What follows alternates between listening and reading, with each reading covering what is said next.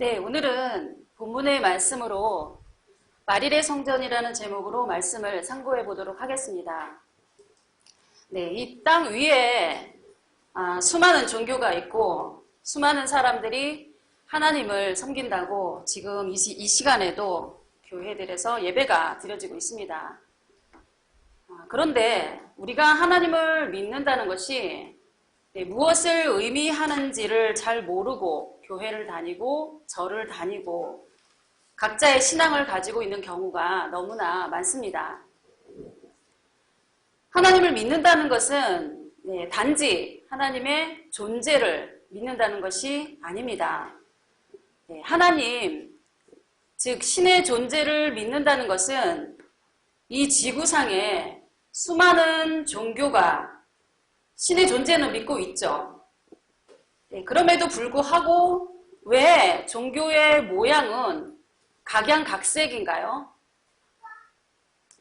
그리고 왜 그런 종교들은 서로가 섞일 수가 없는 것입니까? 그것은 신의 존재가 있냐 없냐에 대한 견해 차이가 아니라 신의 존재 방식 또는 신의 존재 목적에 관련된 차이 때문입니다. 그런 차이는 대개 각 나라별로, 종교별로, 문화적 차이라고 하는 그렇게 일컫는 것들 속에 다 함축되어 있습니다. 예를 들어 천주교와 개신교는 동일한 성경과 동일한 하나님을 믿고 있지만 그 신의 존재 방식의 이해의 차이 때문에 여러 문화적인 차이가 만들어지는 것이죠. 마리아 숭배에 관한 문제라든지 죽은 자에 대한 예우의 문제라든지 기도의 방식이나 기도의 보조 기구들에 대한 나아가서는 예배의 방식조차도 엄청난 많은 차이들이 있는 것입니다. 이것들은 단지 신의 존재 자체에 대한 차이 때문이 아니라 모두가 신이 내리는 복을 받기 위한 것인데 그것은 좀 이제 신의 비위를 맞추고 그리고 신의 기분을 맞추는 걸로 나타나는 거죠. 그 방식의 차이가 불교적인 방식을 만들고 천주교나 기독교적인 차이를 만드는 것입니다. 그것은 그 신의 존재의 목적에 대한 견해까지 함축하고 있는 신앙의 형태들인 거죠. 신의 존재 방식을 어떻게 이해를 하고 그리고 그 신의 존재 목적과 신과 인간과의 관계 설정을 어떻게 할 것인가에 대한 그런 이론들의 차이가 종교의 차이를 만드는 재료들인 것입니다. 우리 기독교 안에서도 하나님의 그런 그런 이해의 차이는 목사님들의 개인의 삶의 방식이나 그리고 성장 환경에 따라서 많은 차이가 또 나타나고 있습니다. 어떤 목사님들은 방언을 찬성하기도 하고 반대하기도 하고 또 락밴드를 사용하는 그런 것을 금기시하는 경우도 있습니다. 그래서 예배나 기도나 그런 여러 교회의 활동들에 대해서도 이해하고 가르치는 것이 그 교회마다 목사의 취향마다 차이가 납니다. 이런 많은 이 차이들이 있는 경우에는 어떤 경우에는 이제 미세해서 무시되는 경우도 있지만 그러나 어떤 경우에는 도저히 서로 용납할 수 없는 그런 차이를 만들어서 교단이 쪼개지기도 하고 교회가 서로 갈라지는 경우들까지 있는 것입니다. 그렇다면 그런 차이들을 무슨 기준으로 규정을 하고 옳고 그름에 대한 것들을 무엇으로 판단을 하느냐는 거죠. 세상에서도 어떤 행위가 이제 다른 사람에게 피해가 발생이 되었을 때 그 행위의 정당성에 대한 갈등과 그 때문에 이제 서로 싸우다가 둘이서 해결이 안 될 때는 법정으로 가지게 되잖아요. 그처럼 종교적인 이런 크고 작은 차이들도 그런 문제를 가늠할 수 있는 객관적인 법전이 있는데 그것이 바로 성경입니다. 각자가 하나님에 대해서 이해하는 방식도 그리고 그것의 옳고 그름을 가늠하는 기준이 성경인 것이죠. 물론 종교 세계에는 그 성경에 대한 절대 권위를 가지고 그런 가지는 기관이 없기 때문에 명쾌하게 법적으로 갈라줄 수가 없지만 그러나 사람들 혹은 교인들 스스로가 그 문제에 대해서 옳고 그런 것에 대한 그런 것을 분별해야 되는 숙제가 있는 것이죠. 그런 문제가 사소한 것 같지만 사실은 정말 그 사람의 영혼이 천국을 가게 되느냐 지옥을 가게 되느냐는 그런 결정하는 정말 중요한 문제라고 생각을 하셔야 됩니다. 그런데 현실적인 먹고 사는 문제에 갇혀서 이런 문제의 심각성을 느끼지 못하는 것이 우리의 현실입니다. 세상적인 손해는 뭐 경제적인 거나 그리고 사소한 자존심 간의 그런 문제로 끝날 수 있지만 이 종교적인 문제는 천국과 지옥의 문제가 되고 있는 그런 모든 종교인들의 현실인 거죠. 오늘은 그런 관점에서 과연 성경이 말하는 하나님의 존재 그리고 나아가서 하나님이 인류를 향한 그런 구원 계획의 최종적인 목적이 무엇이라고 알려주는지에 대해서 살펴보고자 합니다. 오늘 본문을 다시 보시겠습니다. 본문을 보니까 말일에 여호와의 전의 산이 작은 산들 위에 높이 선다고 합니다. 그리고 만방의 백성들은 그리로 몰려가서 그 산에서 흘러내려오는 하나님의 율법을 배우고 그 율법을 실행하게 된다고 합니다. 그로 인해서 세상에는 전쟁이나 다툼이 사라지고 평화의 세계를 이룬다고 합니다. 이것은 하나님께서 말일 곧 세상의 말세에 무슨 일을 행하시겠다고 하는 것이죠. 이 일은 작은 일이 아니라 온 세계에 인류의 운명이 달린 그런 중대한 일이라고 합니다. 하나님은 이 일 말고도 아담 이후에 지구촌의 온 인류의 그 인류를 향한 그런 많은 일들을 행해 오셨습니다. 노아의 홍수 사건 심판이라든지 바벨탑 사건의 언어를 혼란시켜서 거민들을 세상에 흩어버린 일이라든지 아브라함을 통한 그런 이스라엘의 건설이라든지 그리고 모세를 통한 율법을 주셔서 하신 일이라든지 예수님의 십자가 사건이라든지 일일이 다 표현할 수 없이 크고 작은 많은 일들을 행해 오셨습니다. 그런 일들을 행하신 하나님께서 마지막 때에 또 뭔 일을 벌이시려고 하신다는 거죠. 무슨 일을 벌이시려고 하시는 걸까요? 이 마지막 때의 일도 우리가 아담 이후에 하나님께서 행하신 일들과 그 의미를 잘 살펴보시면 충분히 그 뜻을, 그 흐름을 잘 이해하실 줄로 믿습니다. 하나님은 이 아담의 출현으로부터 끊임없이 오로지 한 가지 목표를 향해서 역사를 일으키신 것을 우리가 공부를 이미 했습니다. 하나님은 이 지구촌을 처음부터 하나님의 세계를 만들어서 정말 하나님의 거룩한 나라를 만드시려고 하셨어요. 그러나 이 번번이 그 계획이 인간의 그런 비협조로 불순종으로 그 계획이 어그러졌습니다. 물론 그런 작용에는 이 사단의 농간이 개입이 되어 있었지만 인간들은 그런 사단의 올무에 걸려들었던 거죠.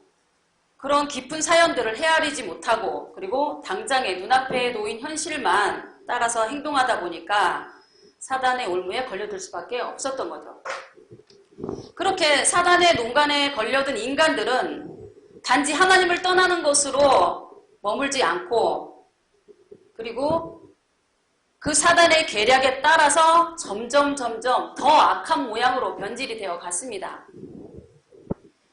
예를 들어 보겠습니다. 그러니까 사람들을 게임 중독, 무슨 알코올 중독, 섹스 중독, 이렇게 도박 중독 이렇게 빠뜨려 놓으면 그런 사람들을 데리고 하나님께서 이 지구촌을 어떻게 회복을 시키실 수가 있겠어요? 그러니까 시도조차 할 수 없게 만들어 버리는 거죠. 이런 사단의 계략은 오늘날에도 똑같이 적용이 됩니다. 왜냐하면 사단은 인간들을 철저하게 망가뜨려서 도무지 하나님께서 이 세상에 들어오실 수 없도록 그렇게 그런 통로조차를 다 틀어막아 버리는 것이 궁극의 목적인 것입니다. 하나님은 오로지 만유 안에 거하시기를 원하시잖아요. 만유 안에 거하시기 위해서 그 하나님과 천사들을 받아들일 사람들이 있어야 그 사람들을 통해서 만유 안에 들어오실 수 있는데 말이에요. 그런데 사람들은 한결같이 알코올과 마약과 그리고 게임에 빠져서 취해서 회롱되고 있으면 어떻게 하나님이 인간들 속에 들어오실 수가 있겠습니까? 네, 오늘날 문화를 보세요. 정말 오늘날의 문화는 그 옛날에 어떤 시대보다도 정말 어떤 시대도 흉내조차 낼 수 없는 그런 유례 없는 그런 악의 덩어리들로 가득 차 있습니다. 사탄이 이 인간성을 파괴하는 도구가 옛날 어느 때보다도 너무나 많은 유용한 도구들이 널리 있는 실정인 거죠. 뭐 술, 쾌락, 뭐 도박, 게임, 뭐 스포츠, 섹스이며 또 사단의 도구들이 얼마나 많습니까? 이런 세태 속에서 하나님은 이 마지막 때에도 하나님은 여전히 같은 목적을 향해서 일을 하시겠다는 거예요. 하나님의 목적은 오로지 이 지구촌을 거룩한 나라 그리고 눈물, 슬픔, 고통, 죽음 없는 그런 나라를 만드시려는 것입니다. 그런 만큼 더 사단은 더 필사적으로 이 역사의 진행을 방해하려고 하겠죠. 여러분들의 하루하루의 생활도 하나님을 돕는 쪽으로 살았느냐 아니면 사단의 일을 돕는 쪽으로 살았느냐 정말 심각하게 돌아보셔야 될 줄로 믿습니다. 어쨌든 이런 이제 흐름 속에서 하나님께서 말일에 무슨 일을 행하시겠다는 것이죠. 네, 어떤 일인지 한번 살펴보겠습니다.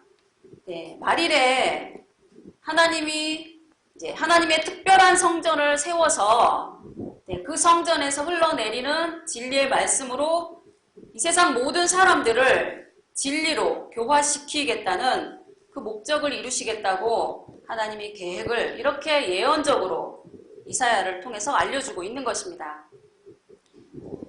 네, 이것이 진정 하나님께서 이루시려는 목적이면 그러면 하나님을 믿는 사람들은 하나님의 이 역사를 참여하고 그리고 그에 따라서 필요한 모든 일들을 행하는 것이 하나님을 믿는 사람들의 마음의 표현이겠죠.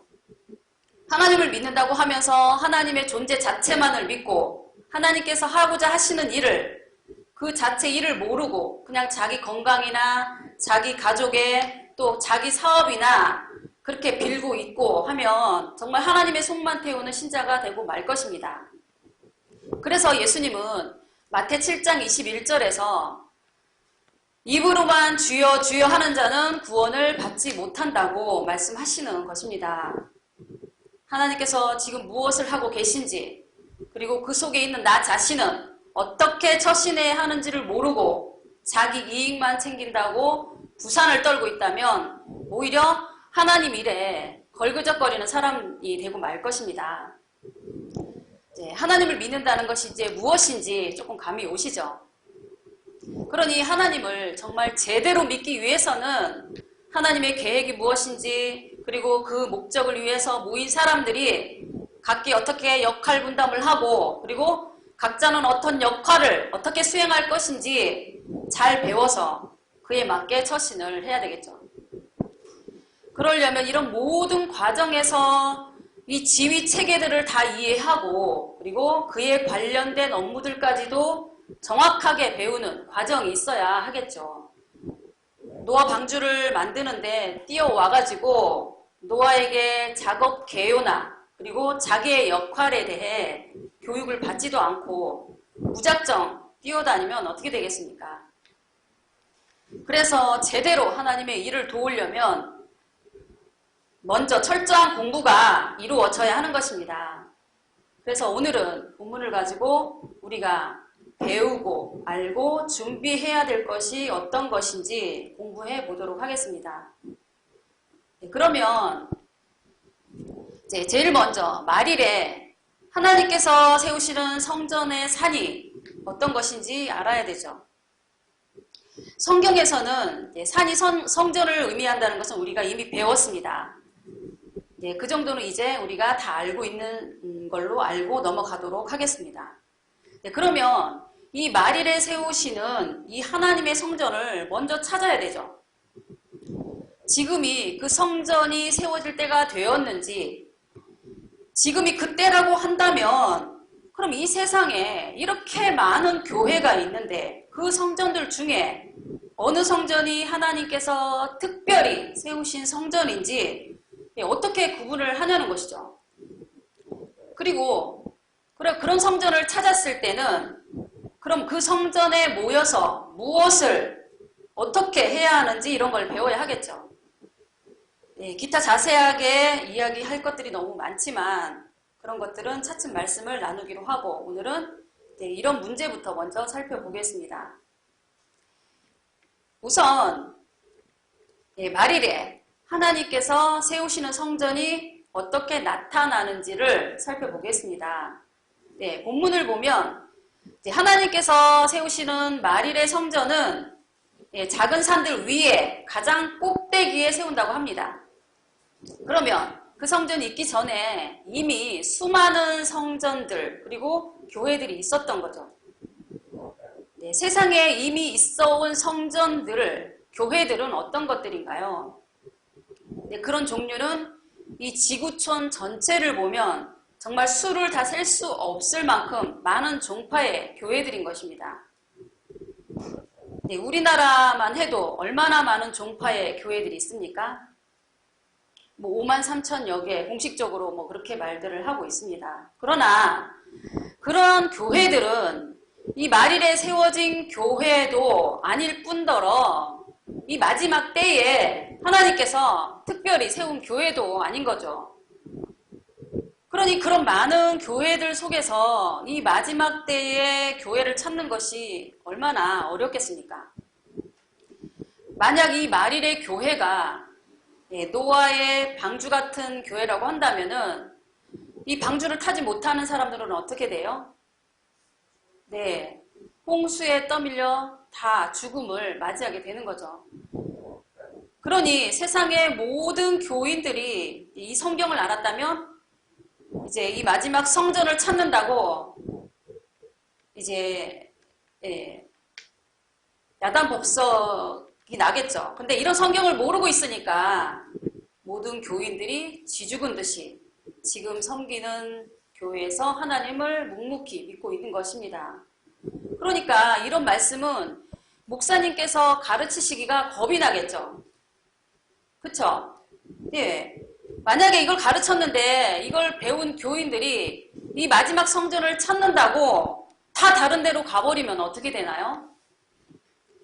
그러니까 목사님들은 이런 비장한 각오가 아니면 이 본문을 가르칠 수가 없는 거죠. 성경에서는 정말 이 가르침이 너무나 중요하기 때문에 미가라는 선지자도 이 말씀과 똑같은 가르침을 주셨습니다.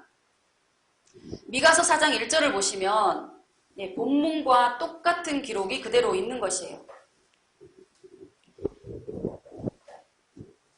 이렇게 똑같은 내용으로 반복이 되는 것을 보면 성경에서는 흔치 않는 기록인데 유독 이 본문을 이렇게 반복적으로 기록을 한 것은 그만큼 인생들에게 너무나 중요한 말씀이라는 거죠. 그런데도 오늘날의 교회 목사님들이나 교인들은 이런 구절이 있다는 사실조차 모른 채 열심히 섬기고 있는 것입니다. 자, 그러면 이 성전이 어떤 성전이며 어떻게 이 성전을 찾을 것인가를 살펴보겠습니다.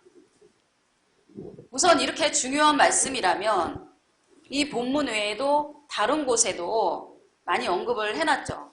그런데 그런 기록들을 이제 비교, 대조를 해보면은 이런 말씀도 그 의미가 더욱 선명해질 것입니다. 그럼 우선 예수님께서는 어떻게 말씀하셨는지 우선 예수님의 가르침에서 그 흔적을 찾아보겠습니다. 마태 24장 15절을 보시겠습니다. 마태 24장은 마태복음의 계시록이라고 할 수 있는 그런 말씀입니다. 이 본문은 예수님께서 살아생전에 주님의 재림 때, 곧 종말의 때에 그런 때에 대한 종말의 때에 대한 예언의 말씀을 주신 것입니다. 네, 아무래도 이제 말세에 대한 말씀이다 보니까 이런 말씀에 그 힌트가 있는 것은 너무나 당연하리라 생각이 듭니다. 네, 마태 24장 15절을 보시면 뭐라고 했죠? 네, 예수님께서 이제 다니엘의 말씀을 인용하신 거예요. 선지자 다니엘이 말한 바 멸망에 가증한 것이 거룩한 곳에 선 것을 보거든 너희는 산으로 도망을 가라고 하셨습니다. 네, 산으로 도망을 가라 하죠. 여기서 말하는 산은 어떤 산일까요? 네, 노아 때에 방주가 닿은 아라랏 산일까요? 아니면은 롯이 도망갔던 그 산일까요? 예수님 승천하신 감람산일까요? 이제 우리는 이런 산이 이제 육적인 그런 산이 아니라는 것을 우리가 이미 배웠습니다. 그럼 이 산은 언제 세워지느냐에 대한 힌트가 나온 거죠. 만약에 어떤 목자가 자기 교회가 이제 예수님께서 말씀하신 이 피난의 산이라고 또 이사야가 말한 이 마릴의 산이라고 한다면 당연히 그러면 멸망에 가증한 것이 거룩한 곳에 선 것을 보아야 하겠죠. 예.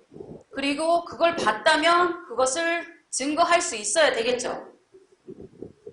이런 것도 증거를 못하면서 자기 교회가 마릴의 구원의 산이라고 말을 한다면 이것은 분명 거짓 선지자이거나 적그리스도일 것입니다. 자, 그러면 여기서 멸망에 가증한 것과 거룩한 곳에 대한 말씀도 같이 알아봐야 되겠죠. 네, 이 말씀은 다니엘도 이미 예언을 했다고 했습니다. 그리고 이런 예언을 동일하게 사도 바울도 그렇게 예언을 했었다고 합니다. 사로 2장 3절에서 우리가 먼저 배도하는 일이 있고 저 불법의 사람 멸망의 아들이 나타나기 전에는 나타나지 않는다 그랬죠. 무엇이 안 나타난다는 걸까요? 쉽게 표현을 하면 주의 강림의 일이라고 할 수 있는데, 그러니까 오늘의 본문의 흐름에 맞춰서 표현을 한다면 바로 마릴에 세워지는 구원의 산을 말한다고 할 수 있습니다. 다시 정리를 하자면 이 마릴에 하나님께서 세우시는 작은 산들 꼭대기에 세워지는 그 산은 먼저 배도의 일이 있고 그 다음에 멸망의 아들이 나타나고 난 뒤에서야 나타난다고 할 수 있겠죠.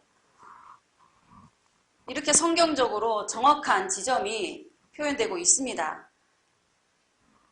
우리가 지도상에 어떤 지점을 찾을 때 위도 몇 도, 경도 몇 도 그러면서 정확한 좌표상의 위치가 딱 잡히듯이 말해요.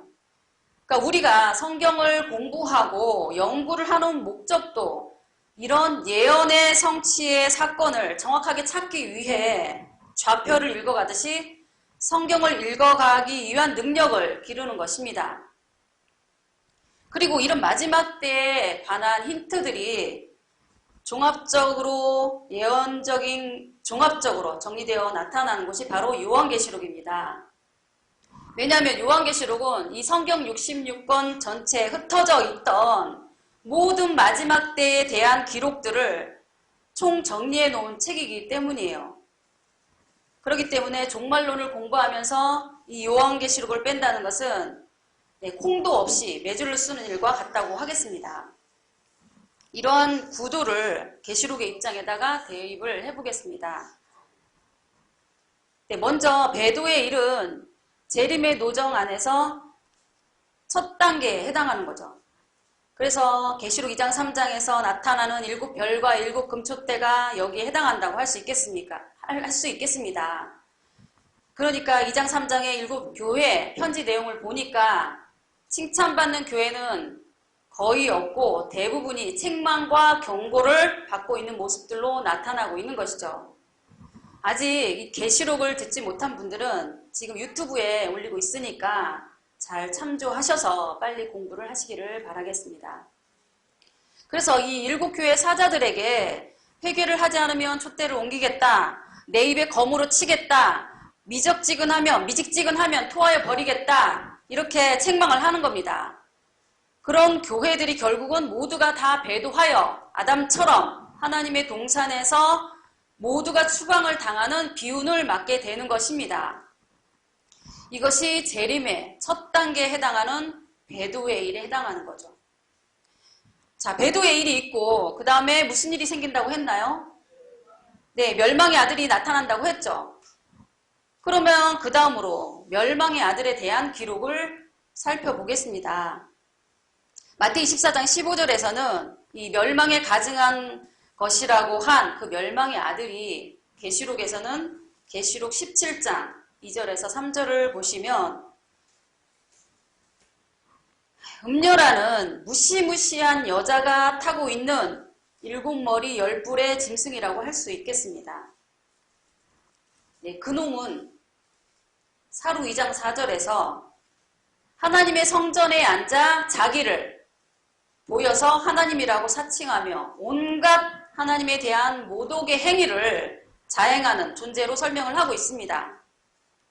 이것에 대해서 계시록에서 13장 6절에서 하나님의 성전에 들어가서 하나님의 백성들을 모두 짓밟아 죽여버리는 그런 짓을 하고 있는 것으로 묘사를 하고 있습니다. 그런데 정말 놀라운 것은 이 7머리 10뿔이 이 짐승들이 저 이방의 불신자들이거나 그리고 히틀러나 김정은이 같은 그런 흉악한 인간들이 아니라 모두가 하나님의 교회 목자들이라는 것이죠. 계시록 17장 9절에 보시면 이 7머리에 대해서 해석을 해놓은 게 있어요. 그 7머리는 여자, 곧 음녀가 앉아있는 7의 산이요 7 왕이라고 하는 것입니다. 산이 무엇이라고 했죠? 교회예요. 성전이라고 그랬죠.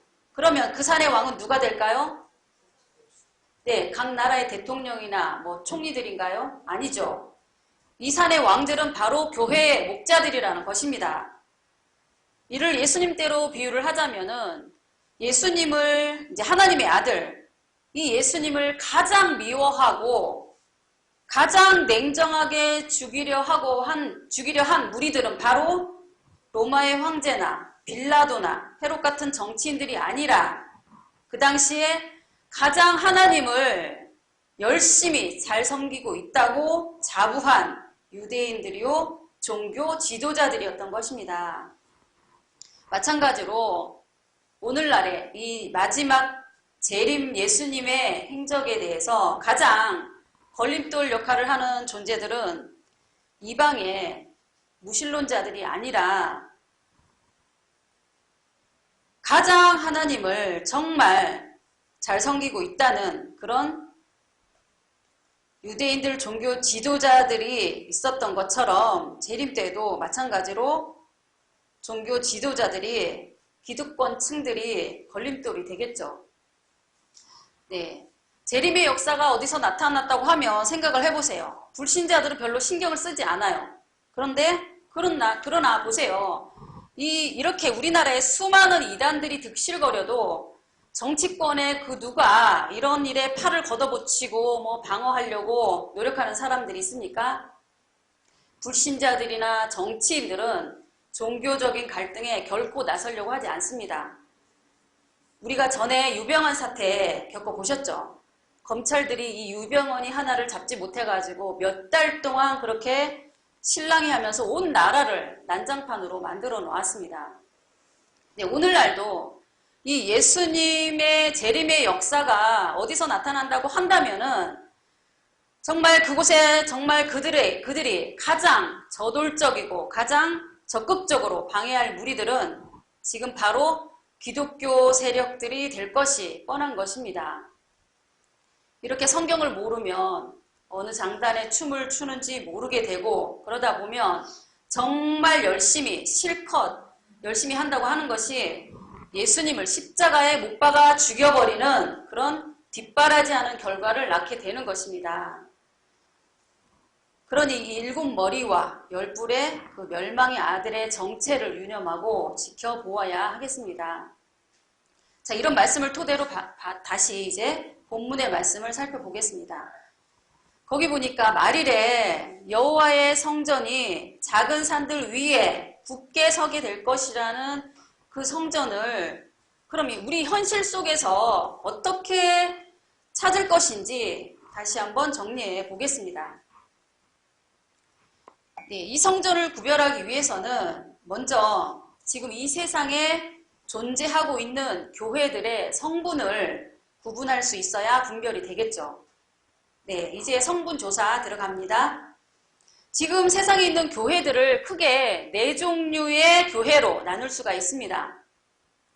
첫 번째 부류는 전통적으로 존재해온 제일 큰 덩어리의 교회들이 있고, 두 번째 부류는 배도의 일을 저지른 부류의 교회들이고, 세 번째는 이 멸망의 7산에 속한 그런 교회들이 되겠죠.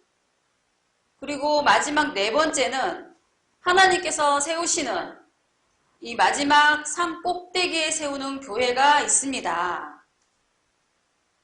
네, 이 말씀을 배운 사람들이라면 당연히 이 4번째 부류의 교회를 찾아가려고 하겠지만, 그러나 그 교회가 언제, 어떻게, 어디서 나타나느냐는 것은 참으로 또 다른 어려운 점이 되겠죠.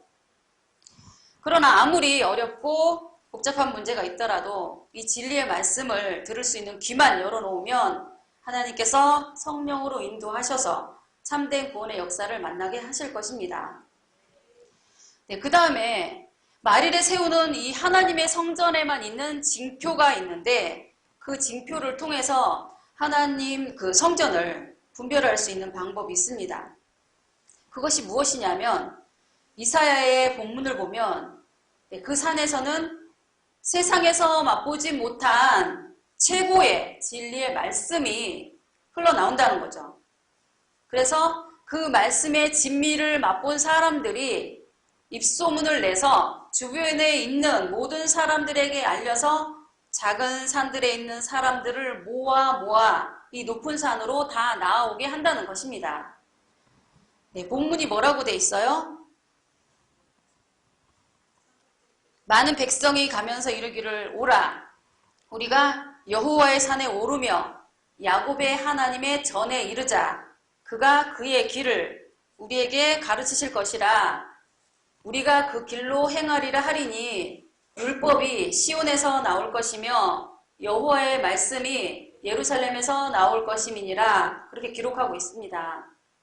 그러니까 이 말씀에서는 세계 만방의 거민들이 다 몰려올 것이라고 말하고 있지만, 근데 이 역사의 초기에는 사람들이 얼떨떨해서 잘 못 알아듣고 쉽게 나오지 않는다는 것이라고 예언을 해놨습니다.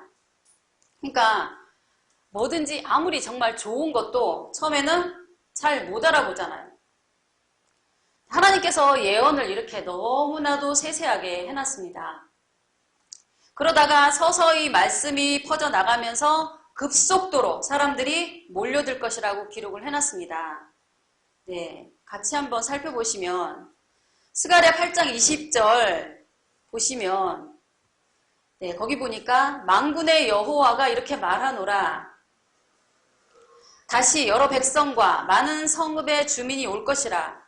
이 성읍 주민이 저 성읍에 가서 이르기를 우리가 속히 가서 만군의 하나님을 찾고 하나님께 은혜를 구하자 하면 나도 가겠노라 하겠으며, 많은 백성과 강대한 나라들이 예루살렘으로 와서 만군의 여호와를 찾고 여호와께 은혜를 구하리라.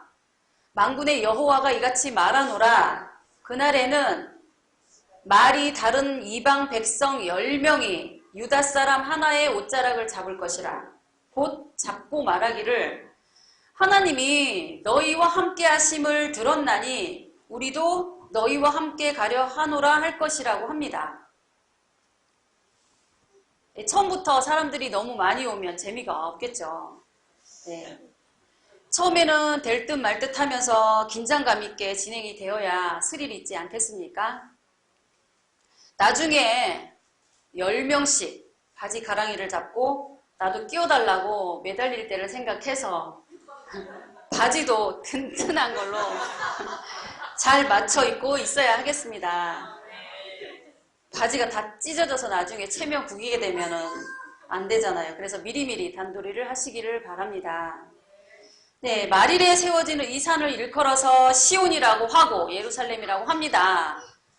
그러니 시온이니 예루살렘이라는 말은 이 말의 의미도 모른 채 오늘의 교회들은 뭐 시온 성가대니 예루살렘 교회니 뭐 이러면서 함부로 이름을 갖다 쓰면 안 되겠죠. 그런데 붙이라고 준 이름들이 아닌 것입니다.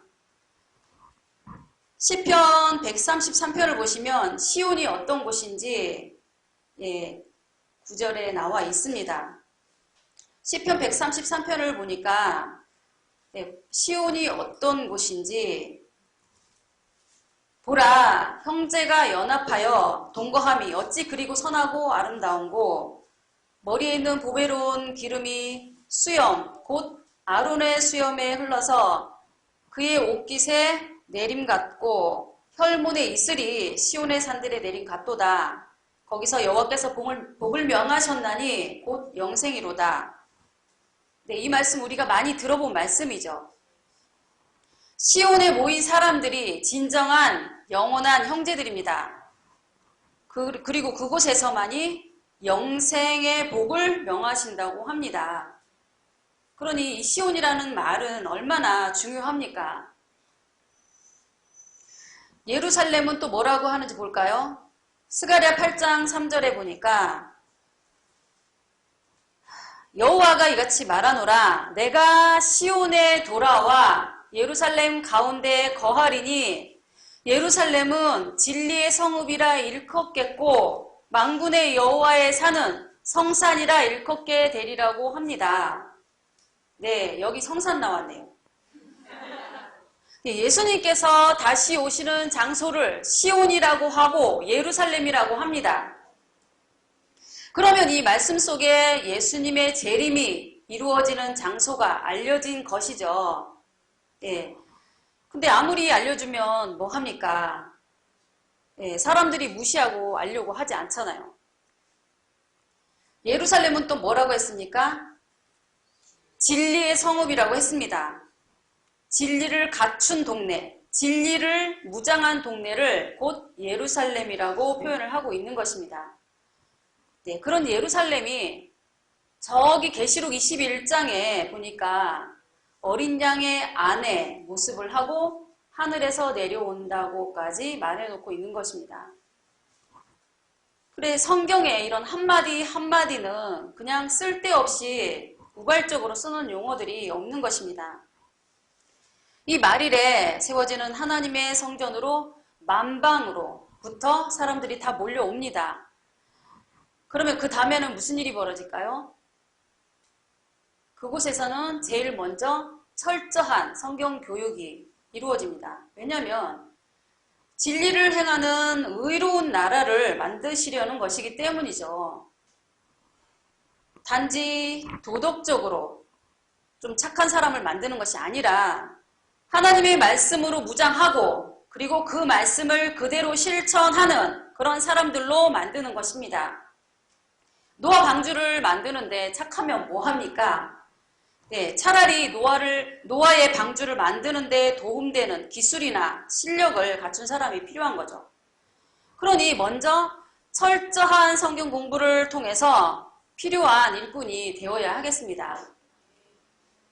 예수님께서도 마태이 18장 18절에서 20절을 보시면 제자들에게 너희는 모든 족속으로 가서 내가 분부한 모든 것을 가르쳐 지키게 해라.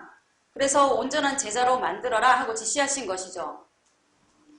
의로운 세계에는 모든 사람이 다 의로워야 하고 그리고 진리의 나라에서는 모든 사람이 진리로 무장을 해야 되는 것입니다. 진리를 모르고서 어떻게 진리를 실천할 수가 있겠어요? 우리 교인들은 전도를 하다가도 대화가 막히잖아요. 그러면 목사님한테 전화해서 질문을 하고 그럽니다. 네, 그건 뭔가요? 아직 진리가 무장이 안 되었다는 거죠. 네, 그런 상태로는 자기 자신도 실천할 수가 없는데 어떻게 다른 사람들을 예수님의 제자로 만들 수 있겠습니까? 그래서 진리가 굳게 서지 못하면 사람들과의 대화에서도 목소리 큰 사람이 이기는 그런 분위기가 되겠죠. 진리로 무장한 사람들은 절대로 목소리를 높일 필요가 없습니다. 진리가 밝혀지면 모두가 그 진리 앞에 굴복하게 되는 일이 있기 때문에 논쟁도 필요 없게 되는 거죠. 그런 상황을 이 본문에서 그렇게 표현을 하고 있는 것입니다. 네, 거기 본문을 보니까 무리가 그들의 칼을 쳐서 보습을 만들고 그들의 창을 쳐서 낫을 만들 것이며 이 나라와 저 나라가 다시는 칼을 들고 서로 치지 아니하며 다시는 전쟁을 연습하지 아니하리라 그랬습니다. 칼과 창은 전쟁의 도구죠. 반면에 보습과 낫은 추수하는 도구들입니다. 그러니 다시는 칼과 창에 그 쓰일 곳이 없어지고 이제 서로 추수해서 얻어지는 그 열매로 기뻐하고 즐거워하는 그런 세상을 만드신다는 것입니다. 세상의 나라들에서도 이 평화로운 세상을 만들겠다고 핵무기를 줄이고 그리고 무슨 군축회담을 하고 그러지만 그런 것으로는 평화로운 나라가 이루어지지 않습니다. 오직 하나님께서 오셔서 이 말씀의 역사를 이루어야만 온 세상이 평화로워질 것입니다. 지금 세계에서 정말 각 나라의 국방비 절반만 활용을 해도 정말 세계 빈민의 그런 문제들을 다 해결할 수 있습니다. 그러니 얼마나 많은 에너지를 남을 죽이고 억압하고 그리고 괴롭히는 비용으로 사용되고 있는지 모릅니다. 정치적인 것도 그러하지만 종교적인 것도 그런 에너지를 그런 낭비되는 에너지가 얼마나 많습니까? 이제 하나님께서 개입하시는 이 마지막 역사가 이루어지면 이런 모든 불균형의 그런 부조화의 현상들을 다 정리하시고 온 세상을 평화로운 세상으로 만들어 가실 것입니다. 우리들이 이렇게 성경을 배운다는 것은 그런 의롭고 선한 세상이 올 것을 알기 때문에 미리 알고 그런 선한 세상에서 살아갈 수 있는 체질로 만들어 갈 수 있는 것입니다. 이런 공부를 했는데 여전히 악한 습관이나 생활을 고치지 못한다면 의로운 세계가 와도 전혀 그 의로운 세상에서 적응하지 못하고 쫓겨나는 현상이 생길 것입니다. 생각을 해보세요. 만일에 이 역사가 이 예언의 말씀대로 이루어진다면 도박에, 알코올에, 또 게임에, 도둑질에, 소매치기에, 강간에, 그 다음에 바바리맨의 습관에 젖어있는 사람들은 어떻게 되겠습니까? 선한 세상이 된다면 이 악한 생활을 하는 사람들은 더 엄격한 규칙으로 통제를 하고 그리고 교정시키는 과정을 밟아야 되지 않겠냐고요. 네, 세상에서는 유전무죄, 무전유죄라고 해서 돈 있고 빽 있는 사람들은 죄를 지어도 감옥에 안 가고 다 빠져나오잖아요. 그러나 이 하나님의 의로운 세계에서는 이런 부조리가 통하지 않는 것입니다. 그러니 절대로 누구든지 악을 행하면 애누리 없이 그에 합당한 처벌을 받게 한다는 거죠. 그러니 돈이 있고 빽 있는 사람들도 바르게 살아야 하고 그리고 가난하고 힘이 없는 사람도 열심히 살아야 하는 것입니다. 이 하나님의 나라에서는 노숙자를 어떻게 용납할까요? 하지 않을까요? 네, 노숙자를 그냥 무작정 밥을 퍼주는 그런 나라일까요? 그렇지 않습니다. 노숙자를 그 사람들 모두 부지런하게 일을 하게 만들어서 가난을 벗어나도록 해주는 것입니다. 지금의 노숙자들한테 집을 주고 직장을 주어도 받아들이지를 않습니다. 네, 왜냐하면 자고 싶을 때 자고 먹고 싶을 때 먹고 놀고 싶을 때 놀려고요. 그러니까 다시 말하자면 지가 하고 싶은 대로 하고 싶어가지고 그런 규칙에 얽매이는 것을 거부한다는 거죠. 그러니까 이런 정부도 어떻게 강제적으로 하지 못하는 거예요. 네, 이런 거를 만약에 강제적으로 이 노숙자들한테 집을 주고 직장을 주고 한다면 또 무슨 인권단체나 무슨 사회단체들이 나서서 정말 사람의 자유를 구속시키느니 뭐 인권을 침해하느니 그러면서 온 신문 방송으로 다 떠들어대고 그러면은 귀찮아서라도 어느 누가 이런 일을 하려고 하겠습니까? 예, 세상이 이렇게 요상하게 흘러가고 있는 것입니다. 그러니까 우리 하나님의 나라가 선한 나라가 이루어지면 돈 있고 빽 있는 사람들만 귀찮아지는 것이 아닙니다. 예, 가난하다고 무조건 도와주고 베풀어주는 그런 것도 아닙니다. 가난하다고 무조건 도와주고 베풀어주는 것이 아니죠. 안 되죠. 부자든 가난하든 옳지 못한 것은 다 하나님의 법도에 맞게 정신을 새롭게 해서 모두가 정도를 갈 수 있도록 만든다는 것입니다. 그러니까 게으르고 나태한 사람들은 어떻게 될까요? 부지런한 사람으로 바뀌어야 되고 교회를 싫어하고 성경 공부를 싫어하는 사람들은 성경 공부를 해야 되겠죠. 그리고 하나님의 창조 질서의 규칙을 배우고 실천하도록 만들어 간다는 것입니다. 그러니 그런 때가 와서 그렇게 변하려고 하면 하루아침에 어떻게 되겠습니까? 그러니 그런 변화는 정말 한 살이라도 어릴 때 고쳐야 되겠죠. 그러니까 이런 선한 나라가 이루어진다는 것은 단순하게 좋은 세상이 온다는 것이 아니라 그렇게 보면 안 되는 거죠. 지금부터라도 부지런히 성경을 배우고 그 성경적인 가르침을 따라 생활 습관을 만들어가면 나중에 이 편하게 그 평화로움을 누릴 수가 있게 될 것입니다. 예언을 안다는 것은 미래를 안다는 것입니다. 그러니까 다가올 미래를 미리미리 준비를 하지 못한다면 그 세계에서는 아주 어떻게 살겠습니까? 정말 지도자적인 위치에서 아주 멋있게 살 수가 있겠죠. 그러나 그런 세계에 정말 이런 세계가 와도 정말 게으름을 피우고 나태하게 살고 있다면 그런 하나님의 세계가 이루어져도 또 밑바닥에서 헤매며 살아야 되는 것이죠. 그런 어리석은 인생이 되지 않도록 미리미리 준비를 잘 하시기를 바라겠습니다. 이뿐만 아니라 여기에서는 신앙생활의 패턴도 달라집니다. 어떻게 바뀌는지 제가 보겠습니다. 스가랴 8장 19절을 보시면 거기 보니까 만군의 여호와께서 이르시기를 4월의 금식과 5월의 금식과 7월의 금식과 10월의 금식이 변하여 유다 족속에게 기쁨과 즐거움과 희락의 절기들이 되리니 오직 너희는 진리와 화평을 사랑할지니라 말할지니라. 이전에 신앙생활을 할 때는 뭐 금식기도 새벽기도 얼마나 몸을 쥐어짜는 그런 생활을 많이 했는지 모릅니다. 몸이 아파도 가족이 아파도 사업이 안 되어도 그리고 아들 대학 시험이 있어도 그리고 딸이 시집을 가도 아들이 군대를 가도 맨날 금식하며 하나님께 기도하며 부르짖으며 살았습니다. 저 이슬람 세계의 라마단은 1년에 한 차례지만 이런 신앙을 지금 보세요. 4월과 5월과 7월과 10월과 그 금식이 지금 계속 시리즈로 되고 있잖아요. 성경을 모를 때는 이렇게 해야만 하나님께 복을 받을 수 있을 거라고 생각하고 그렇게 할 수밖에 없었던 거죠. 그런데 이런 진리를 배워서 알고 나면 하나님의 원하시는 뜻이 무엇인지 그리고 그것을 위해서 우리가 해야 될 일이 무엇인지 이렇게 알고 나면 그 필요한 것에 마음을 집중하고 되는 것이기 때문에 얼마나 쉽고 편한지 모르겠습니다.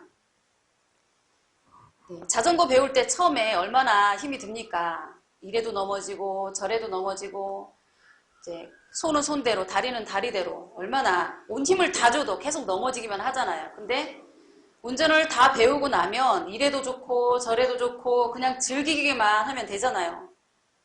신앙생활도 그렇습니다. 성경을 모르면 괜히 불안합니다. 이래서 벌 받으면 어쩌나 저래서 벌 받으면 어쩌나 하면서 불안하니까 새벽기도, 금식기도, 각종 헌금 시키면 시키는 대로 다 해도 마음은 불편하고 불안한 거죠. 그러나 성경을 다 배우고 하나님의 뜻을 다 알아버리면 이래도 기쁘고 저래도 감사한 것입니다. 그래서 예수님은 진리를 알지니 진리가 너희를 자유케 하리라 하고 말씀하신 것입니다. 세상 말세가 되면 뭐 지구가 망한다느니 우주가 불탄다느니 그런 막연한 소리들 사람들을 불안하게 합니다. 아니면 뭐 세계 3차 대전이 일어난다느니 뭐 온 세상의 핵무기가 다 폭발하면 뭐 이 지구촌이 다 불바다가 된다느니 뭐 끝장이 난다는 이런 소리들도 있습니다. 뭐 지진, 화산 폭발, 뭐 무슨 뭐 엘니뇨, 뭐 천재지변하면서 막연하게 두려움에 떨게 만드는 그런 소리들이 너무나 많습니다. 그런데 이런 소리들은 성경을 모르고 하나님의 뜻을 모르는 소리들이기 때문에 그 사단의 물타기 하는 작전에 불과한 소리들입니다. 오늘 배운 이사야 2장의 말세는 무슨 일이 벌어지는가 너무도 분명하게 설명을 해주고 있습니다. 오늘 본문의 내용 외에도 이렇게 많은 예언들이 비슷한 예언들이 많이 있습니다. 이제는 우리가 정말 막연한 소리들에 끌려다니지 마시고 이런 말씀을 알려주면 이 말씀을 알려주는 대로 믿고 다가올 미래를 정말 열심히 준비하지 않는다면 이 또한 모르는 사람하고 전혀 다를 바가 없겠죠. 이제는 시간 남으면 성경 공부하고 만나면 전도할 생각으로 이제 꽉 차 있어야 됩니다. 그리고 그런데 에너지를 집중해 보세요. 그러면은 정말 여러분의 생각이 그 몸의 체질 또한 그런 나쁜 기운들이 다 끼어들지 못하게 됩니다.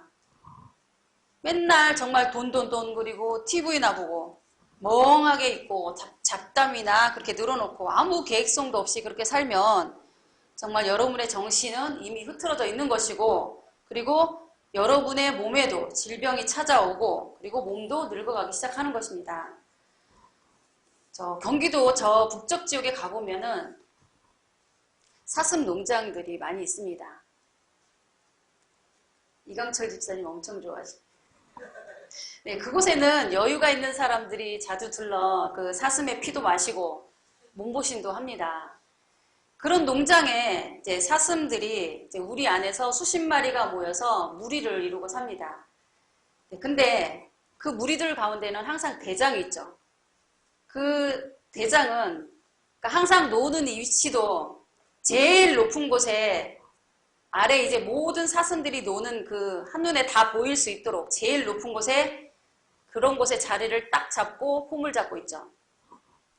그 대장 사슴은 이 털의 윤기도 자르르 흐르고 정말 자세도 딱 잡혀 있는데 굉장히 보기에도 늠름하고 그리고 품위가 있어 보입니다. 그러다가 이제 좀 어린 놈이 대장의 자리를 탐을 내고 도전을 하는 경우가 있습니다. 그런 시건방진 놈을 힘으로 딱 제압을 하고 그럴 때 그 자태가 더욱 빛을 발합니다. 그렇게 계속 대장의 품위를 당당하게 유지를 하죠. 예, 그러다가 더 힘센 젊은 놈이 도전을 해가지고 그 싸움에서 대장이 지잖아요. 그러면은 이 대장은 모든 기득권을 다 뺏기게 됩니다. 제일 높은 데 자리 잡은 그 왕좌부터 그리고 데리고 놀던 암컷도 먹이도 다 뺏기게 됩니다. 그런데 재밌는 것은 그것을 뺏긴 후부터 이 몸의 털에 흐르던 그 윤기가 사라지는 거예요. 그리고 윤기가 사라지니까 온갖 먼지나 오물들이 다 덕지덕지 붙어가지고 금방 이런 몸이 노숙자처럼 변해버리는 거예요. 네, 실직한 남자들 그런 꾀대대한 모습처럼 그렇게 되는 거죠. 그러니까 대장의 품위를 유지할 때 솟구치던 그 당당한 남성의 호르몬이 분비가 이제 급속히 줄어들게 되니까 그렇게 변해버리는 거죠. 그러니까 여러분께서 지금 이 성전에서 배우는 이 진리에 대해서 정말 확신이 넘칠 때와 그리고 믿는 둥 마는 둥 이렇게 등한히 할 때의 신체적 기능이 달라지는 것입니다. 겨우 그리고 말씀 왕성하게 정말 말씀 공부하고 전도하고 그런 의욕이 불탈 때와 그렇지 않고 겨우 자기 혼자만 와서 예배드리고 왔다 갔다 할 때의 그런 신체적인 기능이 완전히 다른 것입니다. 그래서 요한 3서 2절에서는 내 영혼이 잘됨 같이 내가 범사에 잘되고 강건하기를 바란다고 말씀하고 있는 것입니다. 이제 우리는 이제 그리스도와 더불어 천년 동안 왕노릇할 수 있는 기회가 주어진 시대를 살고 있습니다. 천국에는 계급이 있다고 했습니다. 한 번 반장은 영원한 반장입니다. 한 번 왕은 영원한 왕입니다. 이 순간의 선택이 영원한 미래를 결정하신다는 것을 정말 이런 결정하는 중요한 순간임을 명심하시고 이 순간에 선택을 잘 하셔서 바깥에 나중에 어두운 곳에 슬피 울며 이를 갈미 있는 그런 일들을 당하지 않게 되기를 기원하겠습니다. 오늘도 주시는 말씀을 마음에 깊이 새기시고 하늘의 축복을 다 받으시는 여러분들이 되기를 축원하면서 말씀을 마치겠습니다.